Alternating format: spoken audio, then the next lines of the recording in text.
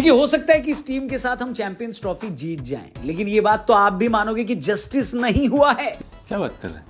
नमस्कार, मैं हूं रौनक। रणतंत्र देख रहे हैं आप। 12:30 बजे प्रेस कॉन्फ्रेंस का बोला था। हम खाना पीना छोड़कर बैठ गए थे कि लंच तो तभी करेंगे जब टीम अनाउंसमेंट हो जाएगी।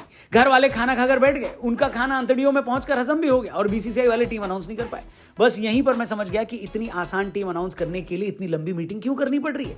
कुछ तो ऐसा है जो हम एक्सपेक्ट नहीं करेंगे। और वाकई में जब टीम बनकर आई तो जोर का झटका जोरों से लगा। आप भी जरा स्क्रीन पर टीम को देखो। कुछ चीजें तो प्रेडिक्टेबल है, जैसे बुमराह कितना खेल पाएंगे इस बात पर सवाल है, इसलिए शुभमन गिल को ही टीम का वाइस कैप्टन बनाया गया। लेकिन कुछ फैसले ऐसे लिए गए हैं जिनको देखकर भारतीय क्रिकेट फैंस के कानों से धुआं निकल रहा है। कौन से हैं ये फैसले, आइए आपको बताते हैं। चैनल जरूर सब्सक्राइब करना।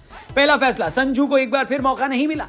देखो, ये बात सभी जानते हैं कि बीसीसीआई ऋषभ पंत को बहुत पसंद करती है और वो उनको अनकंडीशनल बैकिंग देते हैं। मैं ये बात समझ गया, लेकिन टी20 क्रिकेट में बेहतरीन फॉर्म में रहा एक बल्लेबाज जिसका ओडीआई में भी एवरेज 55 से ज्यादा का है, उसको आखिर किस वजह से ऐसे बल्लेबाज से पीछे रखा गया जो इतने मौके मिलने के बाद वनडे में 33 के एवरेज से खेल रहा है। संजू के साथ इनडिसिप्लिन वाली प्रॉब्लम भी नहीं है और न ही संजू डोमेस्टिक क्रिकेट खेलने से मना करते हैं, बल्कि खुद आगे बढ़कर खेलते हैं। तो फिर मुझे ये लॉजिक समझा देना भैया कि संजू को वनडे में क्यों नहीं लिया। सोशल मीडिया पर लोग कह रहे हैं कि संजू वनडे में आएंगे, लेकिन अगले साल, क्योंकि अगले साल टी20 वर्ल्ड कप है, वहां पर संजू को टी20 में ड्रॉप करके वनडे का हिस्सा बनाया जाएगा। फिलहाल संजू के फैंस के पास हमेशा की तरह इंटरनेट पर justice for Sanju Samson hashtag चलाने के अलावा और कोई चारा नहीं है। आप भी बताओ, अगर आप सिलेक्टर, कप्तान या कोच होते तो चैंपियंस ट्रॉफी के लिए किसको ले जाते, संजू या ऋषभ पंत? हेलो। फैसला नंबर 2, सिराज को ड्रॉप करके हर्षित राणा को खिला लेना। सोशल मीडिया पर तो लोगों को इस फैसले के बाद अब ये साफ साफ लगने लगा है कि ये टीम गौतम गंभीर बना रहे हैं, वरना अचानक से हर्षित राणा का इतना प्रमोशन समझ के बाहर है। चैंपियंस ट्रॉफी जैसे बड़े टूर्नामेंट में सिराज का एक्सपीरियंस छोड़कर हर्षित को ले जाना किसी की समझ में नहीं आ रहा है। ऑस्ट्रेलिया दौरे पर ही बात हमने बोली थी कि डीएसपी सिराज को अपनी गेंदबाजी पर काम करने की जरूरत है, क्योंकि काफी एवरेज बॉलिंग थी सिराज की ऑस्ट्रेलिया में।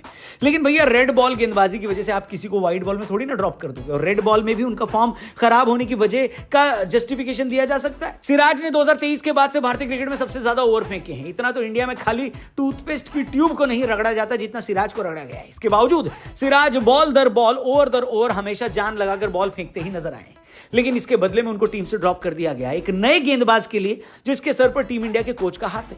सोशल मीडिया पर तो लोग यहां तक कह रहे हैं कि अभी कुछ दिनों पहले मनोज तिवारी के साथ जो गौतम गंभीर की कंट्रोवर्सी हुई थी, उसमें गौतम को सपोर्ट करके जो स्टोरी लगाई थी हर्षित राणा ने, ये उसी का परिणाम है। चलो, ये तो लोग बोलेंगे, लेकिन आप बताइए, एक हाइपोथेटिकल सिचुएशन फिर से आपको देता हूं। अगर आप सिलेक्टर, कोच या कप्तान होते तो चैंपियंस ट्रॉफी में हर्षित को ले जाते या सिराज को? कमेंट करके बताना। तीसरे फैसले की तरफ बढ़ते हैं, करुण नायर को टीम में शामिल न करना।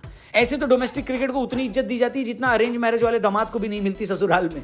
लेकिन जो लोग डोमेस्टिक क्रिकेट खेल रहे हैं और वहां अच्छा कर रहे हैं, उनको भी तो डोमेस्टिक क्रिकेट खेलने के बदले में बाबा जी का ठुल्लू मिल रहा है। अब आप बताओ, विजय हजारे ट्रॉफी में इतना बढ़िया प्रदर्शन करके करुण नायर ने आखिर क्या उखाड़ लिया? टीम में तो उनको अभी भी जगह नहीं मिली। क्या फायदा वो इतनी सेंचुरी लगाने का और इतना बढ़िया एवरेज होने का?